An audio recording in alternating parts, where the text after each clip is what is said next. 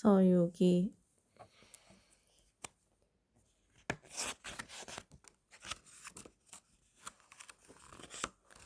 먼 옛날 오래국이라는 나라에서 일어난 일이에요. 화가산이라는 산의 꼭대기에 커다란 바위가 우뚝 솟아 있었어요. 그런데 어느 날 바위가 깨지더니 그 안에서 둥그런 돌덩어리가 튀어나왔어요. 바람에 이리저리 흩날리던 돌덩어리는 곧 돌원숭이로 변했어요. 어느 날 원숭이들은 내기를 했어요. 깊은 폭포 속에 들어갔다 오는 원숭이를 왕으로 모시기로 한 거예요. 내가 가겠다. 돌원숭이는 폭포에 풍덩 뛰어들었어요. 이윽고 돌원숭이가 살그머니 눈을 떠보니 널찍한 동굴 하나가 보였어요. 동굴 안에는 돌로 된 솥과 침대, 의자 등이 있고 수렴동이라고 쓰여진 비석이 세워져 있었어요. 돌원숭이들은 원숭이들을 이끌고 수렴동으로 왔어요. 이렇게 살기 좋은 곳을 찾아내다니 과연 멋진 임금님이셔. 원숭이들은 기뻐하며 돌원숭이를 왕으로 모시기로 했어요. 어느 날 돌원숭이는 부하들과 함께 잔치를 벌이다 말고 갑자기 눈물을 흘렸어요. 임금님, 무슨 걱정이 있으십니까? 지금은 이렇게 즐겁지만 나도 언젠가는 죽을 것이 걱정이구나. 그때 한 원숭이가 말했어요. 신선이 되면 영원히 살 수 있답니다. 그 말을 들은 돌원숭이는 신선을 찾기 위해 뗏목을 타고 길을 떠났어요. 돌원숭이는 외딴 섬에 사는 신선을 만나 손오공이란 이름을 얻었어요. 그리고 신선의 제자가 되어 다양한 도술을 익혔지요. 그러던 어느 날 도술을 뽐내고 싶어진 손오공은 친구들 앞에서 소나무로 둔갑했어요. 이 사실을 안 신선은 버럭 화를 냈어요. 자랑하려고 도술을 배웠느냐? 너에게 실망했다. 그만 살던 곳으로 돌아가라. 손오공은 구름을 타고 하늘을 날아 눈 깜짝할 사이에 수렴동으로 돌아왔어요. 그런데 못된 요괴가 원숭이들을 괴롭히고 있었어요.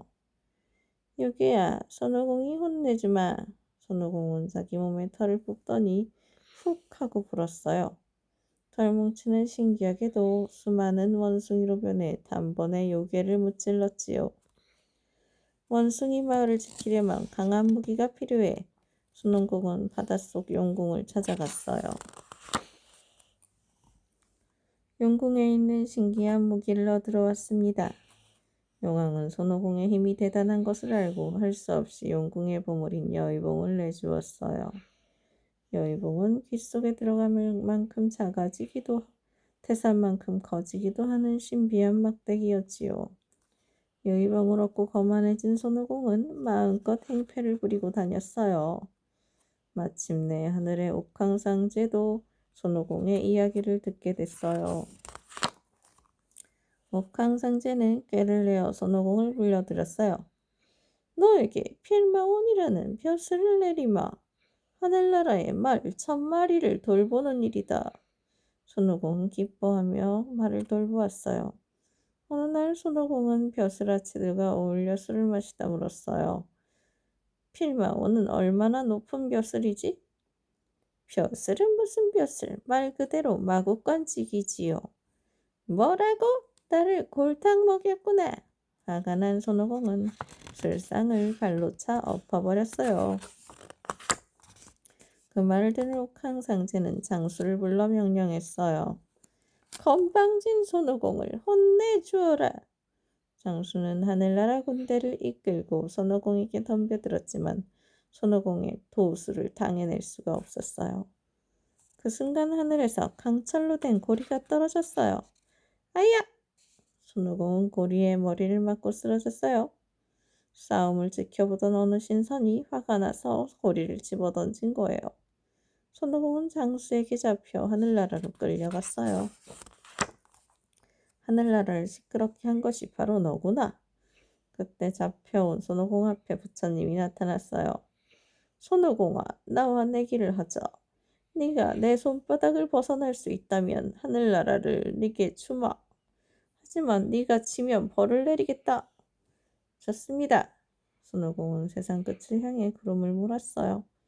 하하, 단숨에 세상 끝까지 왔군. 부처님도 여기까지는 못 따라올걸. 옳지, 이 기둥에 내 이름을 써놓아야겠다. 손오공은 다시 부처님 앞으로 돌아와 말했어요.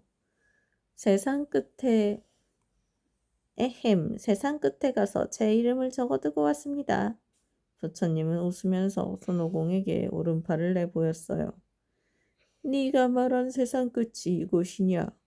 손오공은 깜짝 놀랐어요. 손오공이 기둥인 줄 알았던 곳은 바로 부처님 손가락이었던 거예요. 손오공아, 이제 순순히 벌을 받아라. 손오공은 부적을 붙인 화위산에 갇히게 되었어요. 먼 훗날 훌륭한 스님이 지나갈 터이니 그때 도움을 받도록 하라. 부처님은 그 말만 남기고 천축국으로 돌아갔어요. 손오공은 아무리 몸부림을 쳐봐도 화위산은 꿈쩍도 하지 않았어요. 어느덧 500년이라는 세월이 흐르고 한 스님이 그곳을 지나가게 되었어요.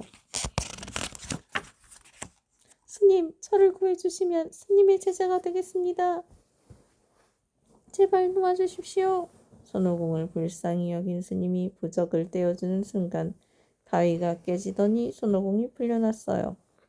자, 이 옷을 입으려무나. 손오공은 스님이 준 옷을 입고 금태도 머리에 썼어요. 야호, 살았다. 스님 안녕히 계세요. 손오공은 약속을 어기고 달아났어요. 그 순간 금태가 손오공의 머리를 꽉 조여왔어요. 아이쿠 머리야. 도망쳐도 소용없느니라. 손오공은 하는 수 없이 스님 제자가 되기로 맹세했어요. 스님은 손오공 머리에서 금태를 조금 느슨히 풀어주었어요. 너는 삼장법사라고 한다. 불경을 얻기 위해 천축국으로 가는 길이지. 삼장법사와 손오공이 천축국으로 가는데 한 남자가 울고 있었어요. 요괴가 오늘 밤 제 딸을 납치하러 온답니다. 내가 대신 따님으로 변신해 있겠습니다. 밤이 되자 돼지 모습의 요괴가 나타나 딸로 둔갑한 손오공을 납치하려고 했어요. 나타났군, 이 못된 요괴야. 손오공은 여의봉을 꺼내 요괴를 혼내주었어요. 오공아, 그만 용서해 주어라. 삼장법사의 말에 요괴는 울면서 뉘우쳤어요. 저는 젖발개라고 합니다. 저도 스님의 제자로 삼아주십시오. 젖발개는 나쁜 짓을 많이 한 나머지 돼지가 되는 벌을 받은 거예요. 삼장법사는 일행은 이윽고 강가에 이르렀어요. 강을 건너는데 갑자기 이상하게 생긴 요괴가 공격을 해왔어요. 그러나 손오공과 젖발개는 힘을 합쳐 단숨에 요괴를 물리쳤지요. 제발 살려주세요. 사우정이란 이름의 이 요괴도 삼장법사의 제자가 되기로 맹세했어요.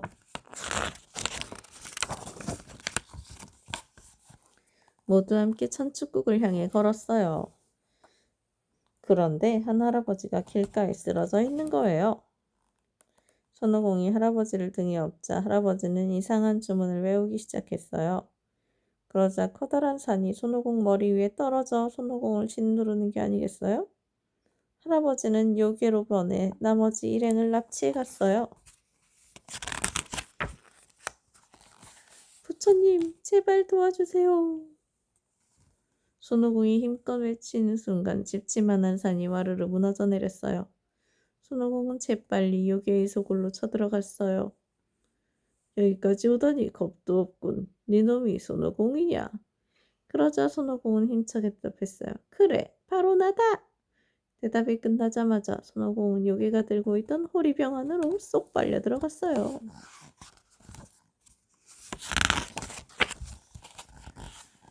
호리병은 대답만 하면 빨려 들어가는 신기한 호리병이었던 거예요. 하지만 손오공은 파리로 둔갑해 호리병을 빠져나왔어요.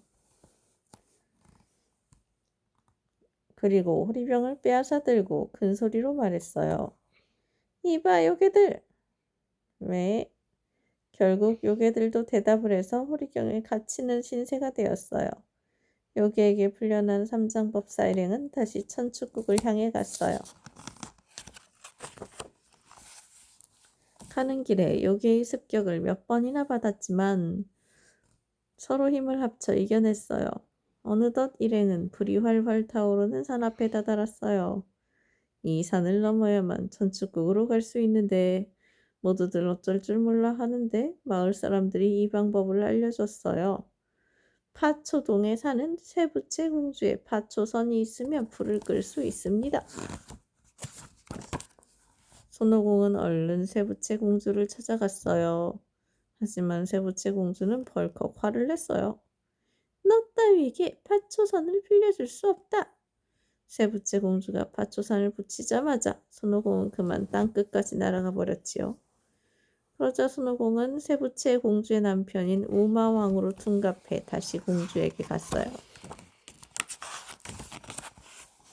여보, 내가 왔소. 그런데 왜 이리 덥지? 그 파초선 좀 줘보시오.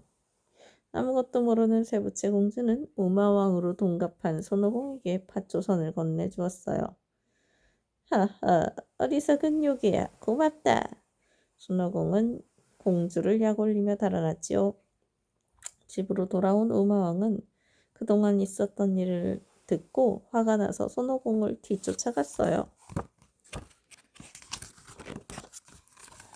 우마왕은 커다란 황소로 변신해서 손오공을 공격했어요. 손오공은 재빨리 여의봉을 꺼내 들고 외쳤어요. 길어져라, 얍! 손오공은 순식간에 산처럼 커진 여의봉으로 황소를 무찔렀어요. 겁먹은 우마왕은 본 모습으로 돌아와 달아났어요. 손오공은 파초선을 붙여 산의 불을 완전히 껐지요. 서로 힘을 합친 삼장법사 일행은 드디어 천축국에 이르렀어요. 삼장법사 잘 왔소. 손오공과 저팔계와 사우정도 모두 수고했다. 앞으로 착한 일을 하며 살아야 하느니라. 삼장법사는 부처님으로부터 불경을 받아 무사히 돌아갈 수 있었답니다. 끝.